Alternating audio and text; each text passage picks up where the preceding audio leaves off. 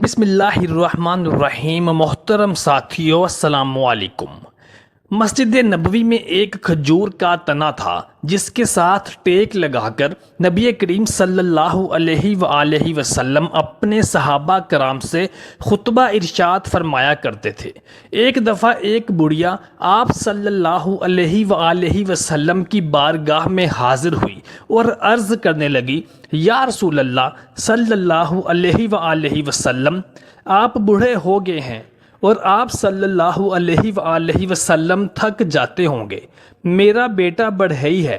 کیا میں اس سے کہہ کر آپ صلی اللہ علیہ وآلہ وسلم کے لیے ایک ممبر بنوا کر مسجد نبوی صلی اللہ علیہ وآلہ وسلم میں رکھوا دوں تاکہ نبی صلی اللہ علیہ وآلہ وسلم اس ممبر پر تشریف فرما کر صحابہ کرام علیہ اجمعین سے خطبہ ارشاد فرمایا کریں؟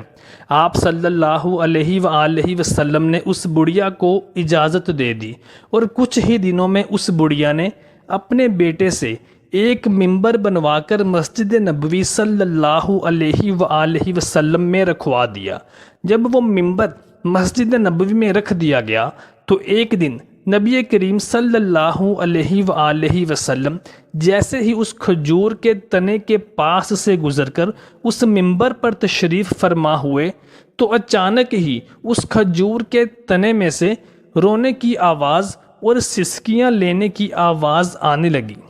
تمام صحابہ کرام اور پورا مجمع پریشان اور حیران ہو گیا کہ یہ بچوں کی طرح رونے کی اور سسکیاں بھرنے کی آواز کس کی ہے؟ نبی رحمت صلی اللہ علیہ وآلہ وسلم فوراً اپنے ممبر سے تشریف نیچے لے آئے اور آپ صلی اللہ علیہ وآلہ وسلم اس کھجور کے تنے کے پاس تشریف لے گئے۔ آپ صلی اللہ علیہ وآلہ وسلم نے اس کو گلے سے لگا لیا اور اس کو تھپکی دینے لگے تو صحابہ کرام علیہ اجمعین فرماتے ہیں کہ ہم نے دیکھا کہ فوراً ہی اس کھجور کے تنے میں سے رونے کی آوازیں اور سسکیاں بھرنے کی آوازیں ایسے تھم گئیں جیسے ماں اپنے بچے کو چپ کرواتی ہے۔ نبی کریم صلی اللہ علیہ وآلہ وسلم کی آغوش رحمت میں آ کر وہ کھجور کا تنا خاموش ہو گیا۔ پھر نبی کریم صلی اللہ علیہ وآلہ وسلم نے ارشاد فرمایا کہ بے شک میں اللہ تعالیٰ کا نبی ہوں اور تمام جنوں، انسانوں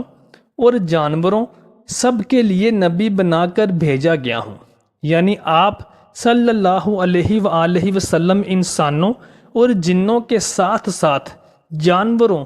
درختوں، نباتات، پرندوں، ہر ایک کی آواز سنتے اور سمجھتے تھے۔ غزوہ خندق کے موقع پر نبی کریم صلی اللہ علیہ وآلہ وسلم خود بنفس نفیس اپنے صحابہ کرام علیہ اجمعین کے ساتھ خندق کی کھودائی میں ہمتاً مصروف رہتے تھے۔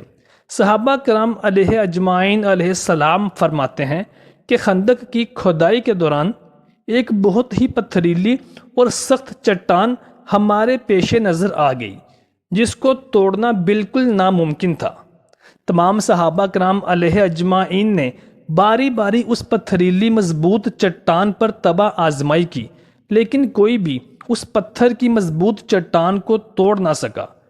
نبی کریم صلی اللہ علیہ وآلہ وسلم نے جب یہ سنا تو آپ صلی اللہ علیہ وآلہ وسلم خود تشریف لے آئے اور آپ صلی اللہ علیہ وآلہ وسلم نے اپنی کدال اس پتھریلی چٹان پر 3 دفعہ ماری تو وہ چٹان ریزہ ریزہ ہو گئی۔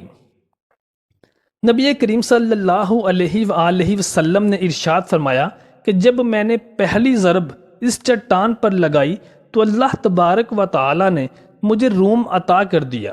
یعنی روم کی سلطنت بھی اسلام کو عطا کر دی گئی۔